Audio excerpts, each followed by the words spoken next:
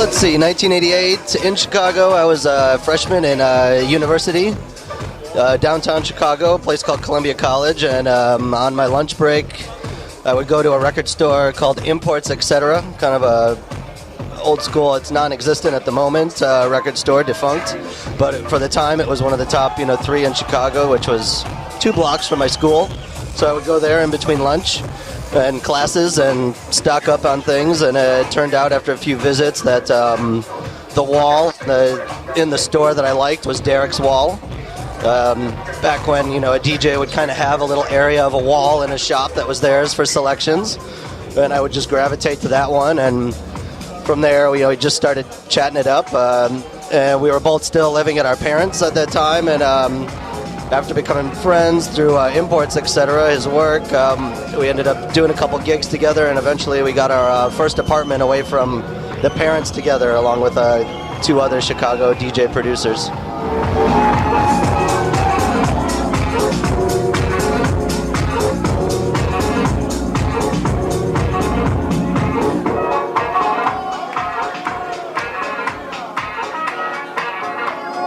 The whole mushroom jazz concept kind of stemmed from the early acid jazz days, the UK acid jazz sound of the early 90s, and the New York East Coast hip-hop sound of around the same time. And at the time I was playing in a lot of clubs, and they would have A rooms and B rooms, so instead of playing the B room and playing the same music that I was playing in the A room, I started a different sound, which became mushroom jazz. The first room I did it in was had a lot of couches, and it was a very loungy feel, so it wasn't really a dance floor item. And also at that same time at the record store I worked at, Gramophone Records in Chicago, we had all the DJs there would sell our mixtapes, and one of my mixtapes, they were mainly house mixtapes, but one was called Mushroom Jazz, and it became sort of the popular official pre-party, after-party mixtape, and gained a lot of underground popularity through the cassette rounds. And then from there, I moved to San Francisco around that early 90s period as well, and became a full-on night in San Francisco. People in San Francisco were more open to dancing to slower tempos. In Chicago at that time, down-tempo acid jazz was still known as a chill room type of music, but San Francisco, there's a full-on dance scene. So we'd do a Monday night weekly called Mushroom Jazz for about 8 years that served food and some hors d'oeuvres and played chill music early, and it became a staple for everybody on Monday nights. Had a good run, and that evolved into the mix CD on Ohm Records, which we're now up to volume 7 coming out this November. Seems to be maintained its sound and style over the years and kept its sort of niche in the down-tempo, chill kind of sound. And with the whole change of hip-hop over the last 10 years, I think the hip-hoppy funk vibe that Mushroom Jazz presents is very unique now.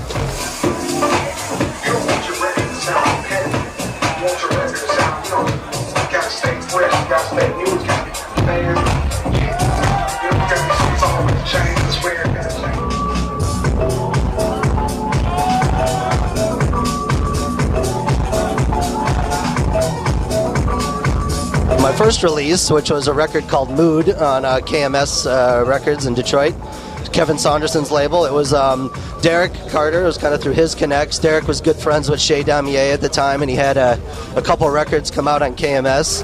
And KMS was looking to sign a group, so we formed. We had a group called Cymbals and Instruments, which was Derek Carter, myself, and another guy called Chris Nizuka. So for you kind of older house heads, might have seen his name on some old classic records, and he's sort of a underground Chicago keyboard wizard.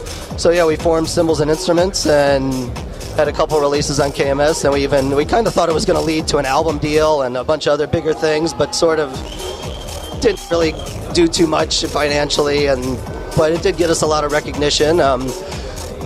We got to record, luckily, in Detroit at that time, which was kind of priceless back when it was Transmat, which was, Derek May's label. Downstairs, Model 500, Juan Atkins' label. And the next door was KMS, Kevin's label. So we would kind of transfer between the 3 studios and work on tracks here and there, which just hanging with, Derek May, Juan, and all those guys early in the, in like 1989, 88 was definitely a priceless period. And there's always been a close connection between Chicago and Detroit. So yeah, it was great. Shea Damier is still a friend of mine to this day, who kind of signed us to KMS.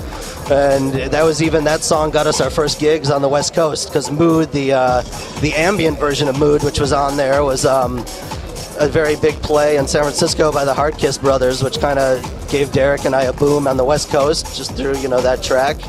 And we were KMS sat on it for a bit. It was we thought we started the whole ambient house, you could call it, phase. We were kind of pre-808 State. We did our Mood when 808 State was still doing acid tracks, and then kind of Pacific State came out, was released before we could release ours, because KMS was a little slow, so we were kind of always upset. We were like, we had that sound first. So, but still, a lot of great things came from it, and connects, and yeah, great memories.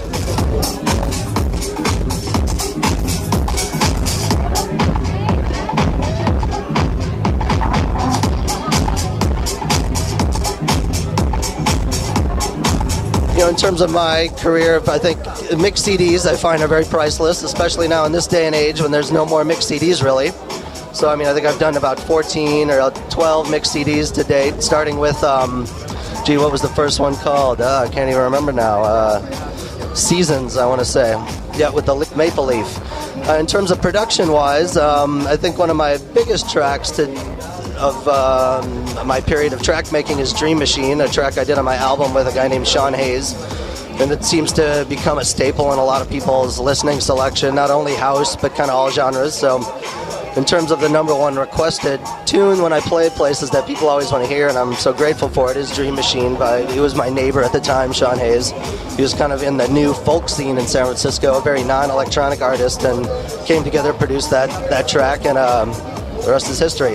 And otherwise, still doing my Great Lakes audio stuff, which is kind of my Chicago roots of tracky, jackin-y kind of stuff.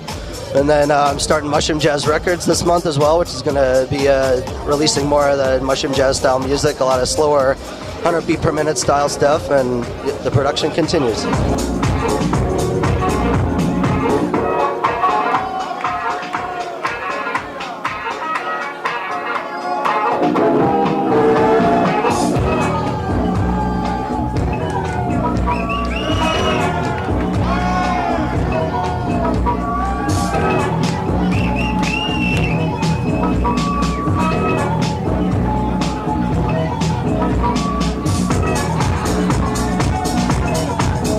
If you're into Mushroom Jazz sound, I have Mushroom Jazz 7 coming out October, November, for those of you into the Mushroom Jazz series, and it's sure to be a good one.